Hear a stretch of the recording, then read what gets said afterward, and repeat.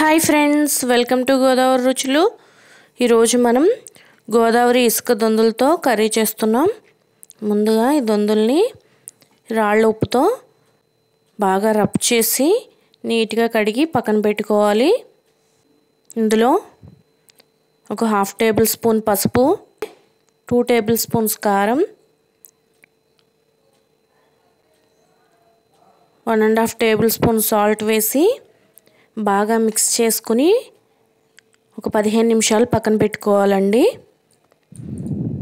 అలాగే కర్రీకి కావలసిన పదార్థాలు 2 ఉల్లిపాయలు, ఒక 4 పచ్చిమిర్చి, అలాగే మసాలా కోసం అల్లం, వెల్లుల్లి, ధనియాలు, జీలకర్ర, 1 టేబుల్ స్పూన్ గసగసాలు, ఒక 2 లవంగ మొగ్గలు, చిన్న చెక్క. దీన్ని మిక్సీ పట్టుకోవాలి. అలాగే మిక్సీ పట్టించి పక్కన పెట్టుకోవాలండి. స్టవ్ మీద ప్యాన్ పెట్టుకుని సరిపడా ఆయిల్ వేసుకుని మనం మిక్సీ పట్టుకున్న ఉల్లిపాయ పేస్ట్, పచ్చిమిర్చి, పసుపు వేసి పచ్చివాసన పోయే వరకు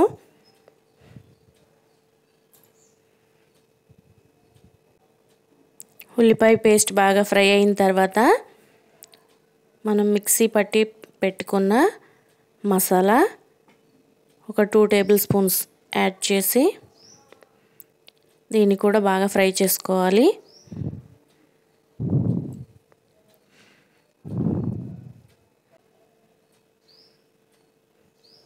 మసాలా కూడా బాగా ఫ్రై అయింది కదండి. ఇప్పుడు ఈ దొందుల్ని యాడ్ చేసుకుందాం.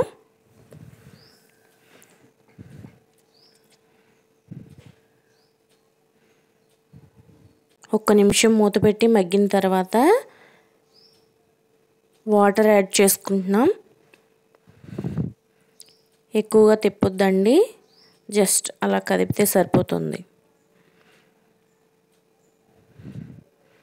ఇప్పుడు మూత పెట్టి ఒక 10 నిమిషాలు ఉడికించుకుందామండి. చూసారు కదా ఎలా ఉడుకుతుందో.